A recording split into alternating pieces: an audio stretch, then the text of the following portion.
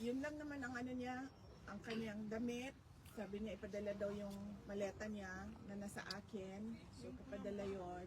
Ang kanyang Coke Zero, make sure na merong unlimited supply ng Coke Zero. And then he asked for shaving cream, which was free inside. So they just had to teach him where to access the shaving cream. And then the rice, we already solved the rice problem. Inununan pa. Paano? I already submitted A list? yes, a PDF file of Filipino recipes. I already asked the lawyer to send it inside, and then maybe they can consider cooking the recipes in the list because a very simple, simple. So you're not allowed to bring anything in, no? No. Alright, okay. That's what we thought. But they allowed me my credit card so that I can buy him food. Be careful with the Coke. Yes, I told him that, but you know, he's 80 years old, and then he's just, I'm 80, I deserve all the, Question, all did the you know diseases. exemption for the food for sa birthday? Walang exemption, PT? Wala siya exemption? I already asked that from the guards if I can bring birthday cake. niya. Yes, I can bring cake, but then cake is not allowed for him, so Yes. Cake zero. cake zero. Cake zero. But then I'll ask the lawyer as well because they know more how to talk to the administration than I do. I'm just learning the ropes inside as I go in every day. Yes, so Quick question about his movement. Is he allowed to go around? yes, he is allowed, but he doesn't want to. He doesn't want to go around. So, I told him that. I told him that can you just do what the doctor tells you? The doctor is telling you to use your muscles. Right. He's not even allowed to do the wheelchair now because Are the there doctor wants him therapists to. or nurses coming in to help him out? Yes, there are. Everyone's helping him out inside. That's good. But he said that if I go out, I'll go straight to the gates and go out. So, that's what he told me. I told him. You're not gonna go far then.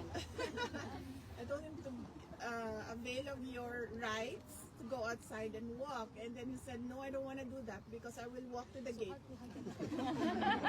He's not gonna go far. So yes, that is something that I have to work with him to get him walking outside. Sa mga supporters, ma'am, ano yung message nyo kung anong pwede namin gawin? Like, pretty much all over the world, nandito ngayon eh. Kusa kami pumunta dito to support Duterte. Yes, yes, I know, and I'm truly very thankful for that, for your expression of support to the president, and for your expression of Our love. yes, solidarity, and of your. I don't have the word just now, but I can think of disgust of what happened to him, how he was taken from his country and brought to a foreign jurisdiction against his will. So maybe we continue to let the government know that what they did was wrong. What they did to a former president and a Filipino citizen was wrong. And then we demand that there be some sort of accountability in our country for what happened. Agree. So that it doesn't happen again. We cannot really remedy the situation right now. No? Sinasabi ko, hindi naman na natin siya maibabalik doon. But just to make sure that it doesn't happen again, because I heard, and I do not know if it's true, that there are other warrants of arrest coming out for other accused in the Supporters. case. So yes, we need to learn from what happened, and we need to make the government understand that they did something wrong. Ano ang dapat na narrative para sa mga tunay na supporters? Kasi maraming media din na nagbibigay ng kanilang interpretation. For us that truly support Duterte, ano yung pinaka-message sa lahat namin na ano yung talagang tunay na nangyari dito?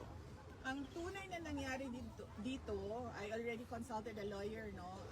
Ang tawag doon sa ginawa ay extraordinary rendition. Yun yung pagkuha ng isang citizen sa kanyang bayan at dinala siya sa ibang jurisdiction, in this case the ICC, a foreign jurisdiction or a foreign country, at kinulong. And ang gumawa nun ay ang gobyerno. Sa revised penal code natin, it's kidnapping, pero ang kidnapping ay gumagawa private individuals, di ba, mga kidnap for ransom guns, gano'n. Ang nangyari dito, ang gumawa ay yung gobyerno. At nakikita naman natin na hindi nila dinideny yung ginawa nila, at sinasabi pa nga nila, tama yung ginawa nila. Pero from the perspective of international law, it's all wrong. Hindi tayo member ng ICC na, di ba? Yes, we are currently not a member of ICC anymore. So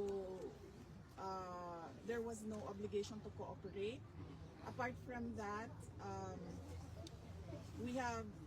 the Philippine government questioned jurisdiction during the appeals. And although it was not taken up, it was not decided, the jurisdiction, but there was a dissenting opinion there by 2 judges that said that yes, there is no jurisdiction at this point in the investigations of the prosecutor. So, VP, are we waiting until September, or there's No, a ma'am. remedy that we're yes, going to do? we're currently working on things for him. Ricky,